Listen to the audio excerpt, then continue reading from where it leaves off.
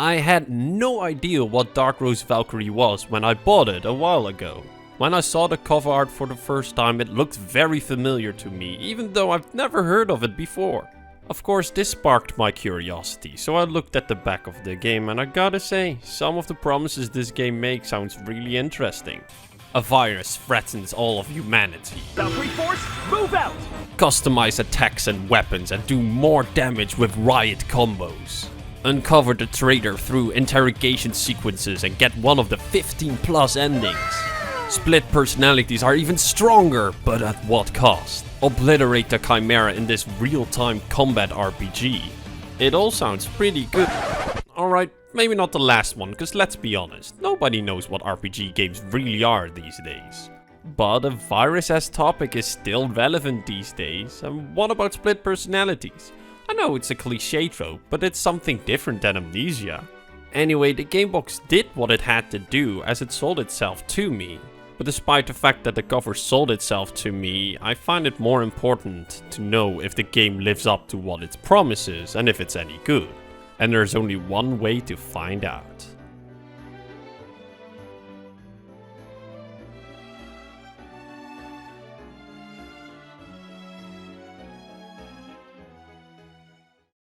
Dark Rose Valkyrie starts with an alright opening that doesn't really do much. The song is alright, but the opening doesn't set a tone or sparks your curiosity with bits of the story that you're about to start. But luckily the first impression of the game itself is a lot better. The introduction to the main character and the world is good. While the world building is left in the dust rather quickly, you do get a good idea of what is going on and who everyone is, but most importantly the role you are going to play in this story. In Dark Rose Valkyrie you play as the new captain of the Valkyrie Force, Asahi Shiramine.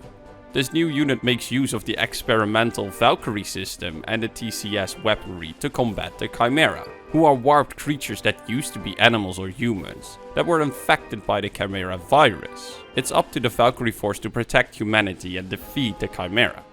It's a straightforward and pretty standard setting, but I like these kind of settings. As usually when these kinds of setups are used, it means the game focuses more on the characters and the story, and Dark Rose Valkyrie is no exception to this.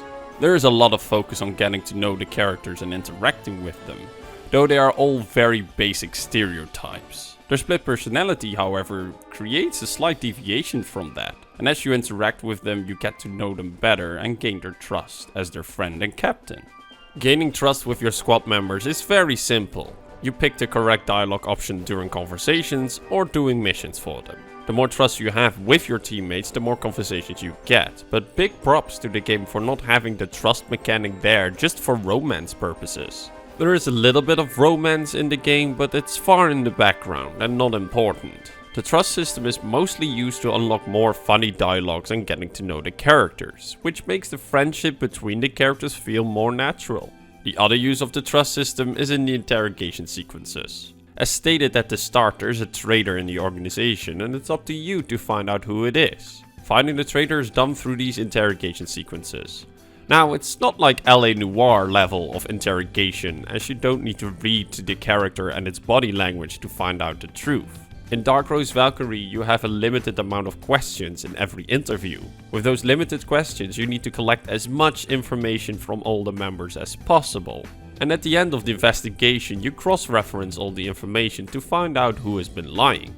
The amount of questions you can ask depends on the level of trust you have with all the squad members. Overall, at face value and first impression, this game seems to be alright and is setting itself up for something good. The ideas are there and the foundation is made, but once you get past the 10-hour mark, this game starts to make lots and lots of small missteps. Let's start at the beginning, as this might be a personal issue, but I would have liked to have a language option at the start of the game. Many JRPGs to date open with a language choice and it's on default Japanese. And I prefer playing games with the original spoken language rather than the translation. Once you start the game and heard characters speak English for an extensive time, it becomes a bit difficult to switch to another spoken language. If you are someone that always checks the option menu before starting a game, then this issue might not even be an issue at all. But unfortunately I stumbled into this one. Though luckily, Dark Rose Valkyrie has pretty good voice acting, so there was not a lot of damage done by having it on English by default. However, the volume is at times completely off. One moment the characters speak in a loud volume and in the next you can barely hear them over the background music. This really becomes an annoyance when it happens at key moments in the story. And as far as I was able to check it, this wasn't a problem in the Japanese voice acting. I do have to admit that I was surprised how good the English voice acting was, as usually for a game like this, the English voice acting is bad. As the game focuses a lot on character interactions, it does it very poorly at times. The dialogue choices are very simple, yet knowing you picked the right one is very cryptic. Also, there is no room to learn more about the characters themselves. You get what the game gives you. I would have liked to ask more questions about the characters. Many of them talk about their past and the status their family has, but I couldn't ask more about it. If I could ask more and detailed questions, I would know these characters even better and I would be able to make better dialogue choices during conversations.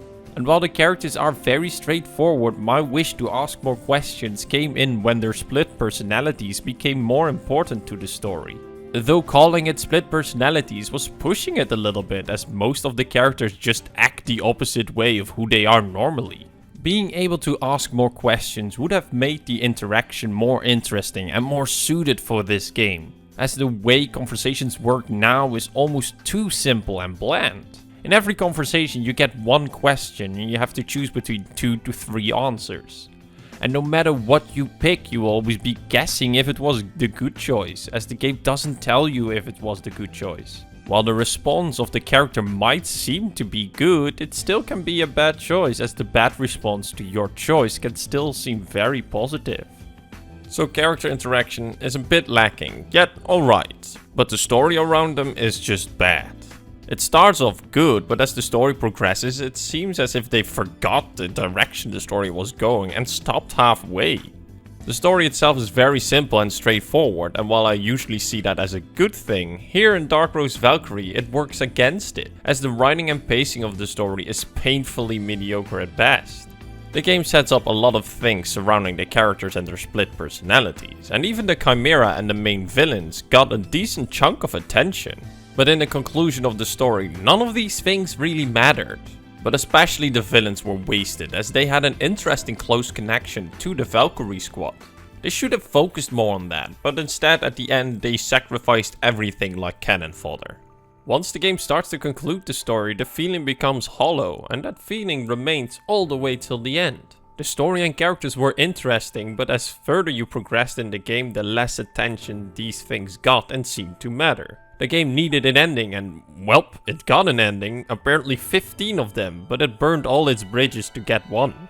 I could bear with this kind of running if the pacing was fast, but the game stretches out the playtime constantly by pulling on the brakes at every turn. You completed a part of the story? That's great, now go do these 5 missions that have nothing to do with the story or anything in the world. These missions consist of killing bosses or learning all the stats of an enemy, which can take a while, as loot counts in this matter as well, which makes the rate you complete these missions completely RNG. There were multiple times where I was stuck killing the same enemy over and over again, hoping to get that one loot drop to complete the last mission, so I could finally continue with the story. It was really frustrating towards the end of the game, and it ruined what little the story had going at times. But there is, however, one thing that for me saved this game, which is its combat. The combat probably has some of the best and worst sides of JRPG combat I have seen in a long time. At the base, it's a turn-based JRPG where your squad members and enemies take turns in attacking. This is determined by their speed that they move over the turn bar. Once you have selected an attack, the level of said attack determines how long you have to wait to execute it. It feels a bit like a race, as your squad members and enemies rush over the turn bar trying to be the first to attack. Of course, the speed that they move over the turn bar can be tempered with, be it with buffs or debuffs, or even attacks, and of course leveling up the base stats. It's a very basic element, but by giving attacks a level, it adds a good layer of tactics. Your enemy might be the first in selecting its attack, but it picked a very high level of attack, giving you still an opening to beat it by selecting a lower level attack. It really creates a nice feeling of back and forth during combat that I really enjoyed for most of the time. But the real fun part of the combat comes in how the squad members are used. You can only actively use 4 members during combat, and the other 4 members form the rear guard. They still participate in battle as you can switch between members in combat, but they also fight during specific moments. All enemies have a guard gauge, and once that is empty and one of your squad member is attacking that enemy, you will get an extra combo attached to that attack. On top of that, there is a chance one of the rear guard jumps in and does an attack as well. Later you even get a chance that all 4 of the rear guard will attack the enemies all at once, which feels really satisfying as they all group up and, well...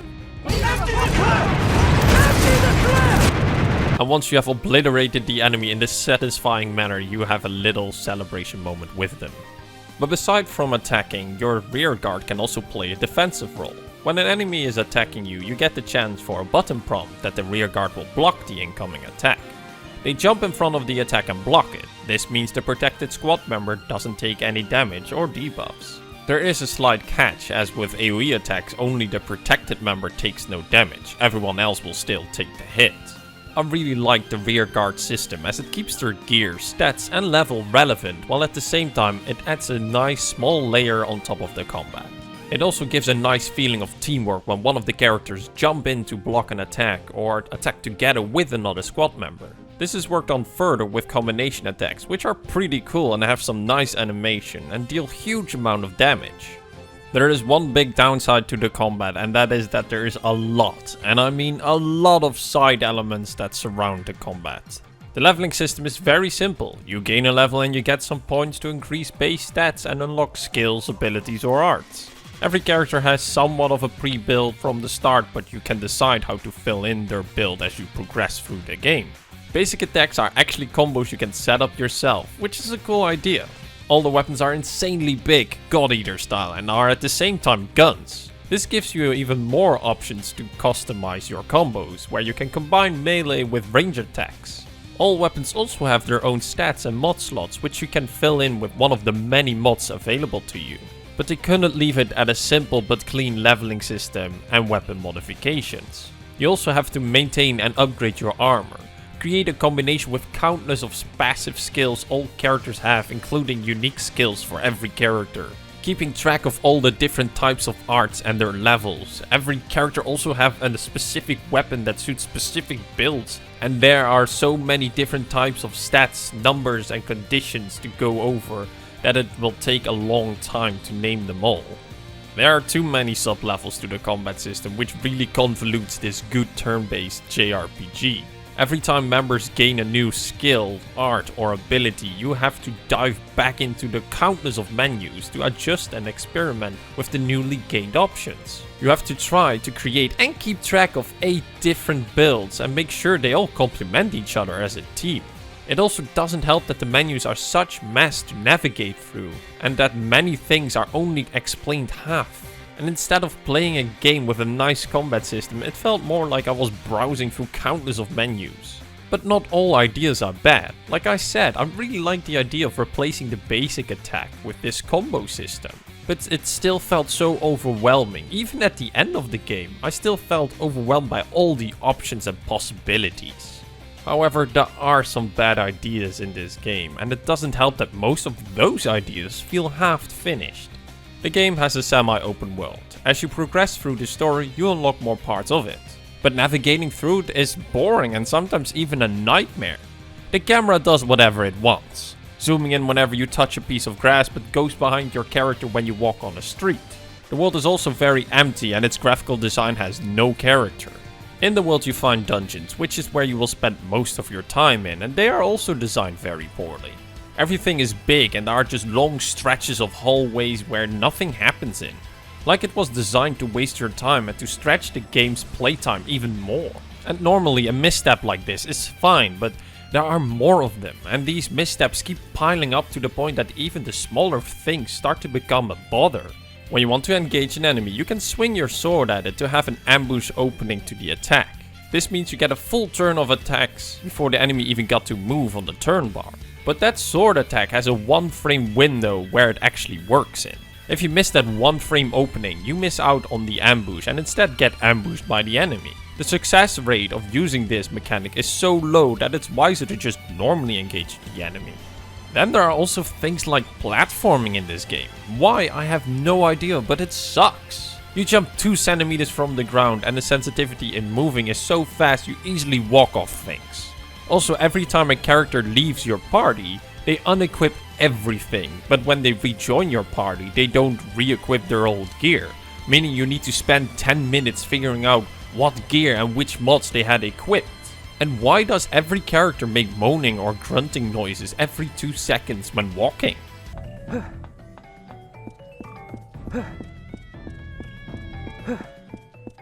And all those missteps result in me not really recommending this game. The combat is great, I really like it and is definitely the highlight of this game, but its story and many inconsistent design choices and execution kills it for me. I don't hate the game, but I know I will not replay it anytime soon. While the story started off good and had a good promise, it didn't live up to anything.